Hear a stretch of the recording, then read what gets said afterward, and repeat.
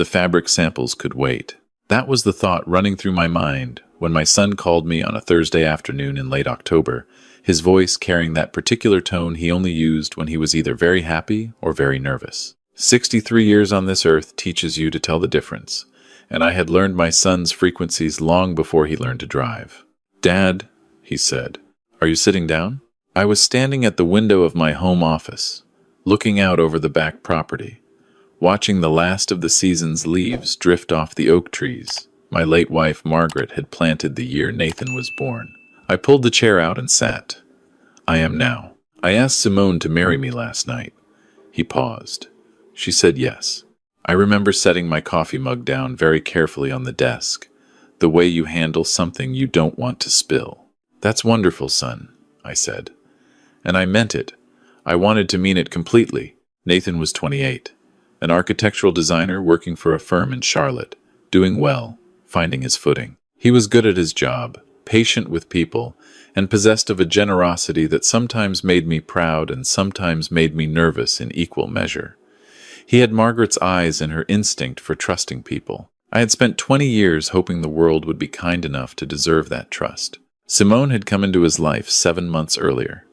He'd met her at a rooftop event hosted by a colleague, someone whose name I never quite caught. She was 25, worked in marketing for a boutique hospitality brand, and she was, without question, a beautiful woman, sharp features, careful smile, the kind of presence that fills a room and makes everyone in it feel slightly watched.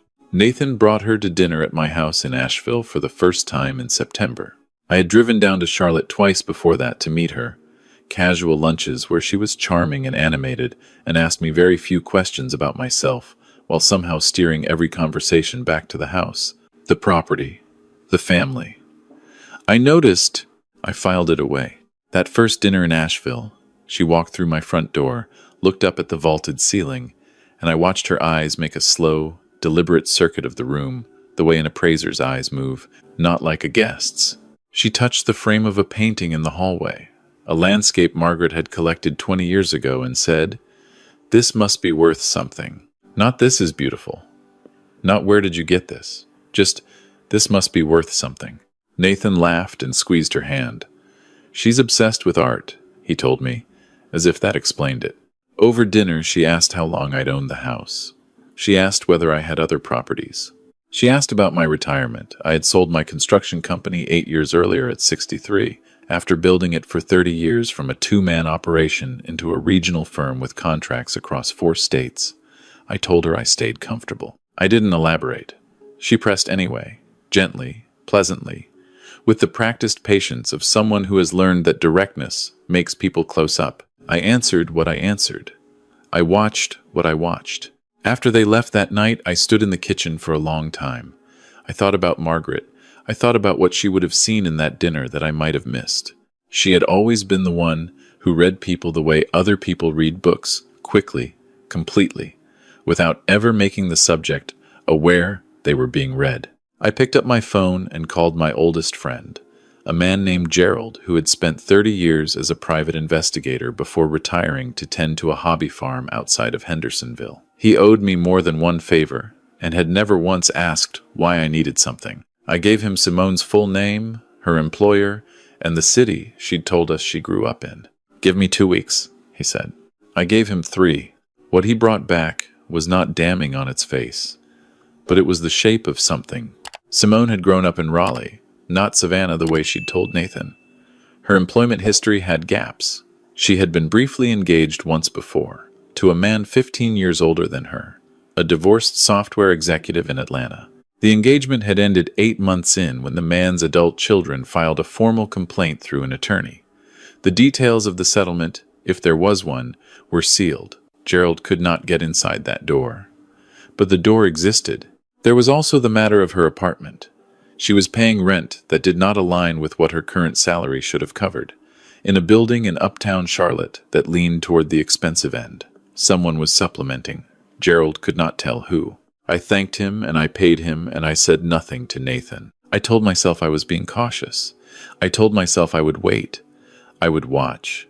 I would give Simone every opportunity to be exactly who Nathan believed she was. And if she was, I would be the first to apologize to myself for the suspicion.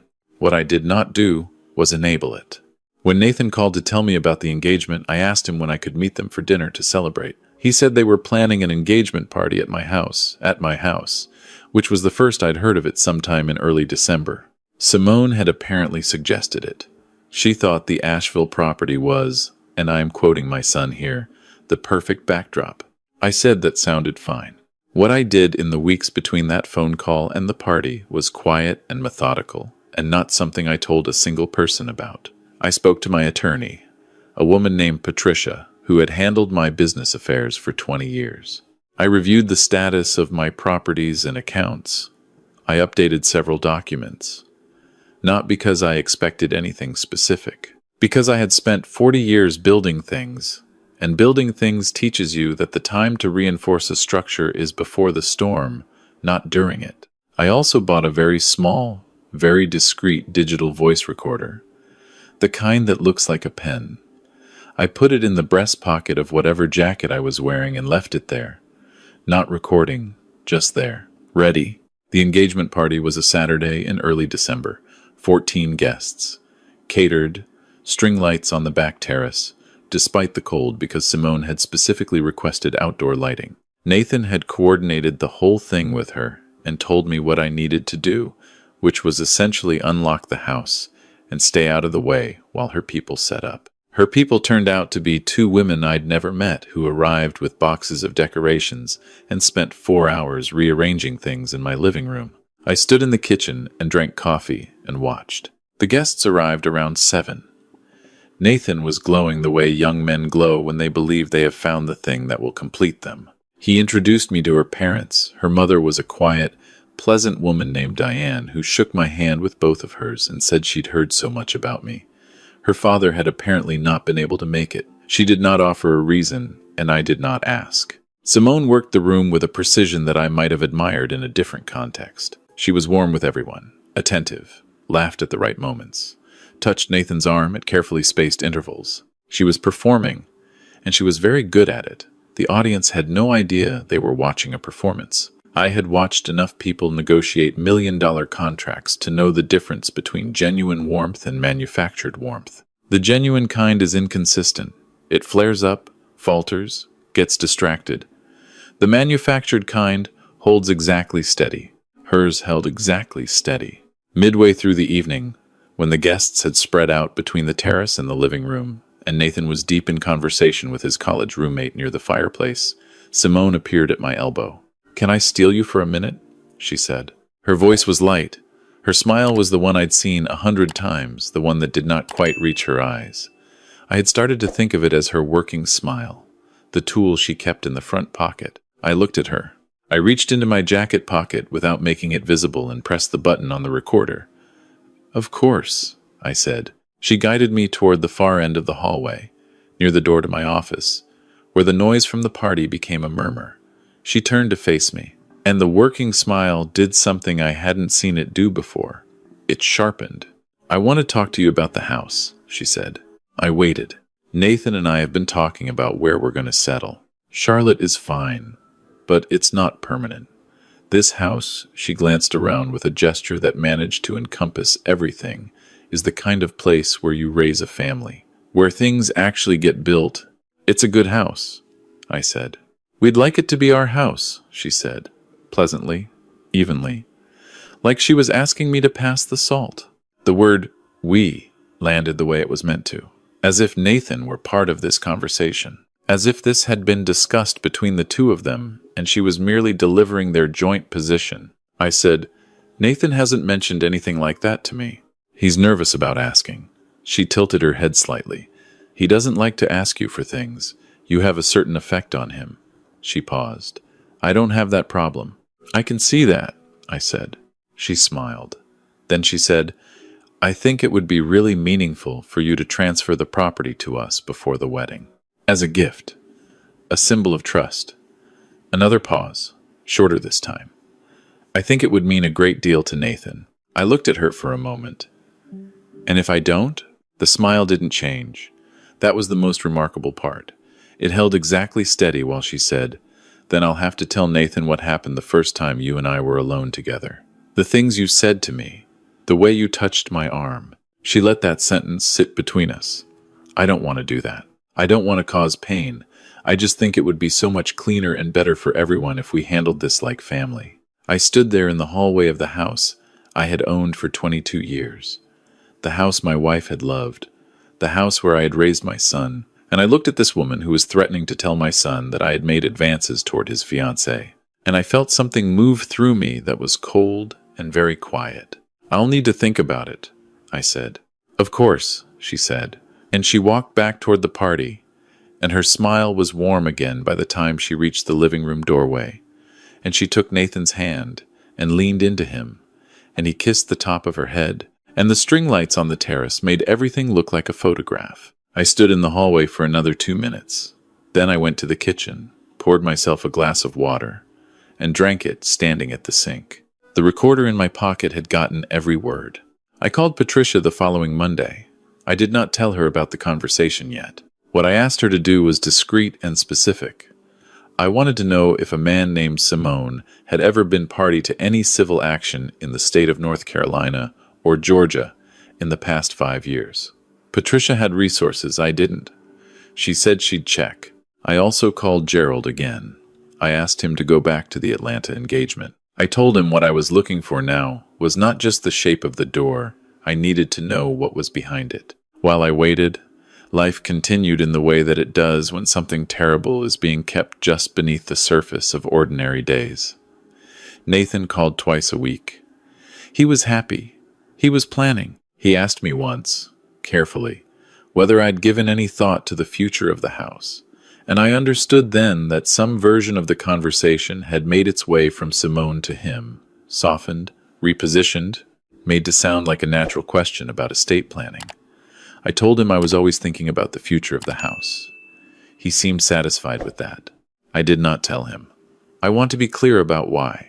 It was not only because I didn't yet have everything I needed. It was because I understood that if I told Nathan what Simone had said in that hallway, before I had something irrefutable in my hand, the conversation would not be about her. It would be about me. She had constructed it that way deliberately. She had made herself the potential victim in advance, so that any accusation I made against her would read as self-defense. She was smart. I'll give her that. She had chosen her leverage carefully, and she had delivered it without raising her voice. But she had made one mistake. She had made it in a hallway instead of an empty room. She had made it to a man who had spent 4 decades outweighting people in negotiations, and she had made it to a man who had already pressed the record button. 2 weeks before the wedding, they had set a date for March, a venue in Asheville's River Arts District, a converted mill space with exposed beams and an industrial romantic aesthetic that I suspected Simone had chosen specifically because it photographed beautifully, Gerald called me. The name of the man in Atlanta was Douglas. He was 51, divorced, no children. He had been engaged to Simone for 9 months before the engagement dissolved. Gerald had found a paralegal who had worked adjacently to the case. The story, told in careful pieces over a phone call that lasted 40 minutes, was this. Simone had asked Douglas, over the course of several months, to add her name to various accounts and assets as a gesture of commitment, framing each request as a milestone of their relationship. When Douglas finally agreed to transfer a share of a vacation property to her, it had taken her 6 months of patient incremental pressure to get him there. She immediately began pressuring him to increase the transfer. When he resisted, she threatened to tell his employer that he had been emotionally abusive during the relationship. His employer was a defense contractor with security clearances. The threat carried weight that had nothing to do with whether it was true. Douglas had paid to make her go away. The NDA was tight. But it existed. Patricia, working on my other request, found something that Gerald hadn't caught. Simone's employer, the boutique hospitality brand, had been quietly closed down 11 months earlier. It no longer existed. She was not currently employed. Whatever she had told Nathan about her career, it was not the truth. Someone was indeed paying her rent, and Patricia, following the corporate trail with a patience I deeply respected, found a registered LLC in South Carolina with Simone listed as a member. The LLC had one disclosed asset, a short-term investment account.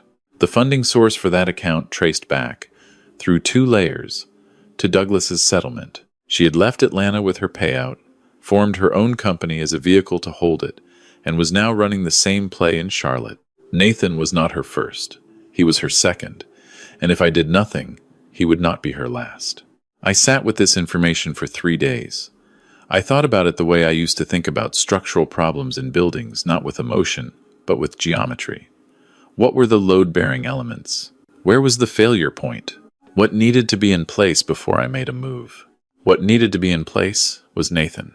I called my son on a Wednesday evening and asked him to drive up to Asheville that weekend. Not for dinner, I said. I just wanted to talk. He heard something in my voice and asked if everything was okay. I told him I hoped so. He arrived Saturday morning, looking slightly pale. We sat at the kitchen table with coffee, and I told him I had something important to show him, and that I needed him to look at everything I had before he responded to any of it. He nodded. I saw him brace himself. I put it all in front of him. Gerald's research, Patricia's findings, the LLC documents, the Atlanta situation, as much of it as I could tell. And then I took out my phone and I played him the recording from the engagement party hallway. When the recording ended, the kitchen was completely quiet. Nathan sat with his hands around his coffee mug for a long time. He was not crying. He was doing the thing he used to do as a child when something hurt badly enough that he decided to be very still instead, as if stillness could contain it. I had watched him be still like that when his mother died. I watched him be still like that now. "How long have you known?" he finally asked. "I've had suspicions since September," I said. "I've had evidence since Wednesday." He looked up at me. "Why didn't you tell me sooner?" "Because she had already prepared a story about me," I said. "If I'd come to you with suspicions and no proof, the first thing she would have done was play that card. I needed you to hear her voice saying it before I said anything about it." He was quiet again. Then he said, "I loved her." "I know you did," I said. He stopped. He set down the mug. "It doesn't matter what I still." I reached across the table and put my hand on his. He didn't pull away. He was 28 years old, and he had just learned something about himself that no father wants his son to learn, that love can be a door held open by someone who is standing on the other side, waiting for you to walk through, and that kindness can be cataloged and exploited, that the world sometimes sends you exactly the wound you were least prepared to receive. "What do we do?" he asked. "We handle it correctly," I said, "and we do it together." What we did was not impulsive. Patricia guided the process. The recording was the foundation. Simone had made a specific verbal threat to extort property through false accusation that was, on its face, criminal extortion. Patricia reached out to an attorney who specialized in fraud cases. The Atlanta situation, though sealed, provided a pattern that the attorney said would be relevant to any proceeding. Douglas reached through intermediaries and offered a carefully worded inquiry. Turned out to have been waiting for years for someone to give him a reason to speak. He agreed to provide a sworn affidavit. Simone did not know any of this was coming. She found out on a Saturday morning 3 weeks before the wedding, when Nathan called her and said he needed to meet her for breakfast. She arrived at the restaurant near her apartment, looking beautiful and slightly curious, and carrying the small purse she always carried when she expected a conversation that required her to be prepared. Nathan was already there. So was Patricia. So was the attorney. And so, sitting at the far end of the table, was me. She stopped at the door of the restaurant and looked at the table, and I watched her read it the way someone reads a room when they understand in 1 second that the math has changed. The working smile came out. It came out and held for exactly 2 seconds before she assessed that there was no audience here that needed to see it, and then it went away, and what replaced it was something much more honest. She sat down. She did not speak. The attorney explained what we had. He was methodical and quiet, and he did not editorialize. He laid it out the way good attorneys lay things out as an architecture, each piece load-bearing, each piece visible. The recording, the Atlanta affidavit, the LLC, the defunct employer, the rent, the pattern. Simone looked at the table in front of her. Then she looked at Nathan. Nathan looked back at her and did not say anything and did not look away. "What do you want?" she said. Not to Nathan, to me. "I want my son's name off the guest list for a wedding that is not going to happen," I said. "I want every key and access code to any property associated with my family returned by end of business Monday. And I want you to understand that if you make any statement, public or private, that constitutes the threat you made in my hallway in December, this recording and the affidavit from Atlanta become the first two documents filed in a criminal complaint." She was quiet for a moment. Then she said, "The apartment lease has 3 more months." "We're not paying your rent," I said. She nodded slowly. She looked at Nathan one more time. He was still looking at her. There was something in his expression I recognized. Not anger, not grief exactly. It was the look of someone cataloging a loss carefully, storing it somewhere it can be learned from. She picked up her purse. She stood. She walked out of the restaurant without speaking again. We sat at the table for a while after she left. The attorney said he would follow up on the key situation. Patricia said she would monitor for anything that looked like retaliation. I said thank you to both of them. When they had gone, Nathan and I were left alone at the table with 2 cups of coffee and the particular silence that follows something you cannot undo. "Are you okay?" I asked him. "No," he said. "But I will be." That was the most honest thing I'd heard anyone say in months. The weeks that followed were not easy. Nathan canceled the venue, the vendors, the catered rehearsal dinner. He made the calls himself. He did not ask me to do it for him. He sat with the social difficulty of explaining to friends and colleagues that the engagement was over without providing a story that would require him to relitigate everything publicly. He handled it with a quiet dignity that made me recognize, for the first time, something in him that was more mine than I'd realized. The capacity to absorb a hard thing and keep standing. He moved back to Asheville for the spring. Not because I asked him to, I would not have asked him to, but because he said he wanted some distance from Charlotte while he reset. He worked remotely for his firm. He went on runs in the mornings and cooked dinner in the evenings, and we talked more than we had in years. Sometimes we talked about Simone. Mostly we didn't. Mostly we talked about projects he was designing, buildings he wanted to build someday, the kind of structures that would last longer than the people who built them. He asked me once why I hadn't told him what I'd found when I first found it, back in September, before the engagement, before any of it had gone as far as it went. I said, "Because I wanted to be wrong." He was quiet for a moment. Then, "Were you ever worried I wouldn't believe you?" "Yes." He nodded slowly. "I might not have," he admitted. "Not back then." "I know.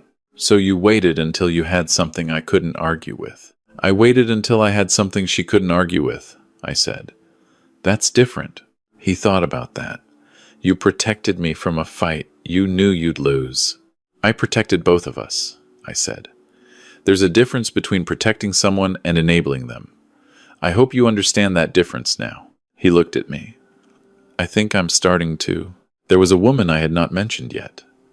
I almost didn't mention her, because she is not the center of this story, and I am not a man who makes himself the center of things. But she was part of what happened, and leaving her out would be a different kind of dishonesty. Her name was Diane, Simone's mother, the quiet woman who had shaken my hand at the engagement party with both of hers and told me she'd heard so much about me. She reached out in February, 3 months after the engagement ended, through a mutual acquaintance who had been at the party and had apparently stayed in contact with her.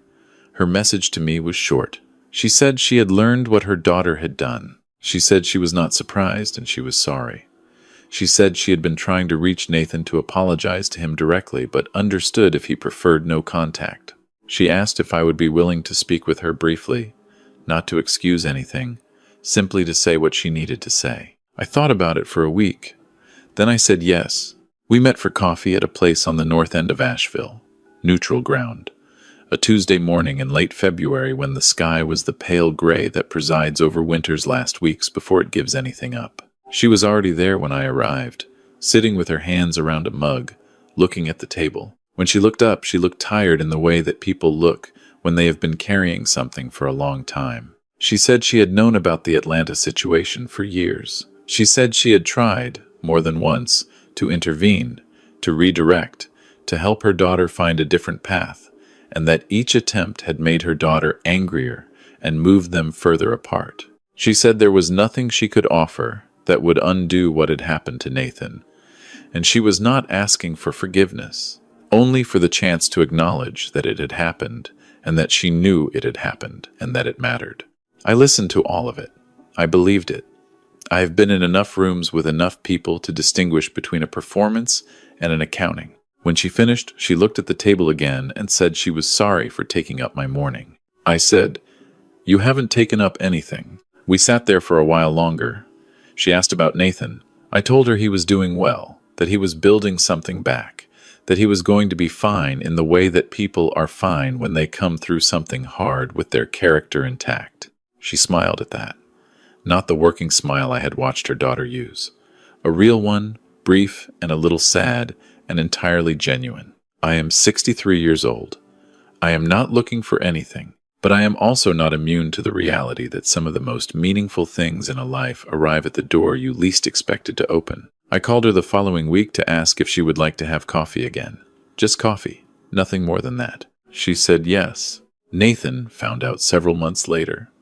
In the way that adult children find things out when they are living in the same house as their parent gradually, through small, accumulated evidence, a second coffee mug in the dish rack, a laugh I had on the phone that he hadn't heard from me in a long time. He sat across from me at the kitchen table one evening and gave me a look that was so precisely his mother's look, the patient, let's be honest with each other look, that I had to take a breath before I answered.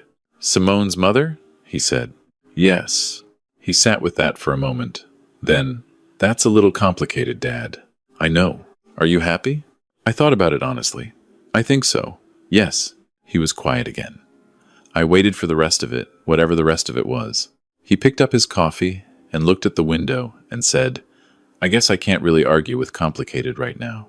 "You don't have to argue with anything," I said. "No." He set down his mug. "I know."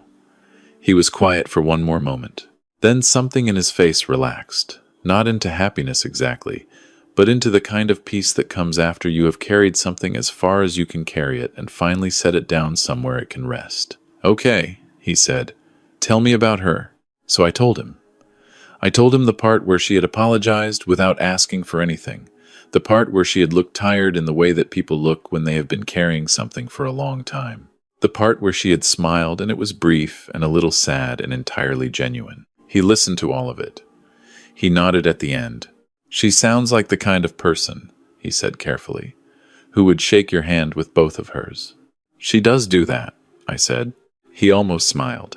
"Okay," he said again, softer this time. That night I stood at the kitchen window, the way I sometimes stand at the kitchen window, looking out at the yard where the oak trees Margaret planted are still standing, bare now and waiting for spring. I thought about what I had protected, and what I had lost, and what I had found, and what I was still finding. I thought about how the best structures are the ones that can absorb force without breaking, not because they are rigid, but because they know where their load-bearing walls are, and they protect them absolutely, and they don't apologize for it.